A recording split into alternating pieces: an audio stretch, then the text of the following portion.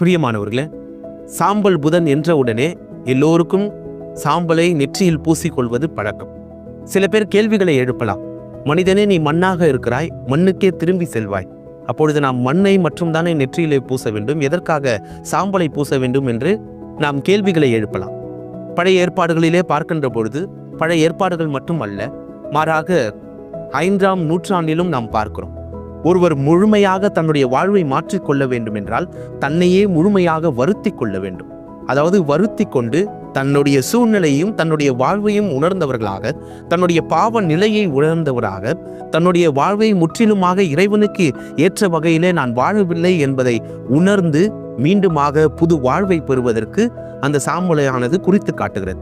குறிப்பாக சொல்ல வேண்டும் என்றால், நினைவே மக்களை முழுமையாக இறைவன் அழிக்க வேண்டும் என்பது முடிவெடுக்கின்ற பொழுது அங்கு இருக்கின்ற அரசர், அங்கு இருக்கின்ற மக்கள், அங்கு இருக்கின்ற விலங்குகள் அனைத்திற்குமே அந்த சாம்பலை பூசி சாக்குடையை உடுத்தி கொண்டு அவர்கள் மனம் நொந்து இறைவனுக்கு முன்னிலையிலே பாவம் செய்து விட்டோம் என்று அங்கு வருந்துகிறார்கள்.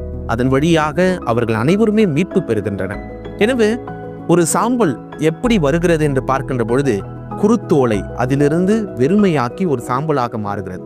அப்பொழுது நம்மளுடைய வாழ்விலே இருக்கின்ற இந்த சூழ்நிலையிலிருந்து, நம் வாழ்விலே இந்த சுற்றுச்சூழலிலும் அல்லது இந்த சமுதாயத்திலும் அல்லது நாம் வாழுகின்ற இந்த இடங்களில் இருக்கின்ற இந்த பதவி பட்டம் அனைத்திலும் இருந்து நாம் வெறுமையாக வர வேண்டும் என்பதை அதை அழகாக குறித்து காட்டுகிறது. எனவே சாம்பல் வெறுமையை குறித்து காட்டுகிறது. நான் ஒன்றும் இல்லாதவனாக இறைவனுக்கு முன்னிலையிலே நான் இருக்கிறேன் என்பதை அழகாக விவிலியம் நமக்கு எடுத்து காட்டுகிறது. அதே போல நாமும் வெறுமையாக இறைவனுக்குடைய முன்னிலையிலே நிற்கின்ற பொழுது இறைவனுடைய அருளையும் ஆசிரையும் அன்பையும் அரவணைப்பையும் நல்ல உடல்நலத்தையும் உடல் பலத்தையும் பெறுவோம் என்பதை அழகாக சுட்டி காட்டுகிறது. பிரியமானவர்களே, நாம் எப்பொழுது வெறுமையாக நிற்கிறோமே அப்பொழுது இறைவனுடைய முன்னிலையிலே நாம் நிறைவு பெறுகிறோம்.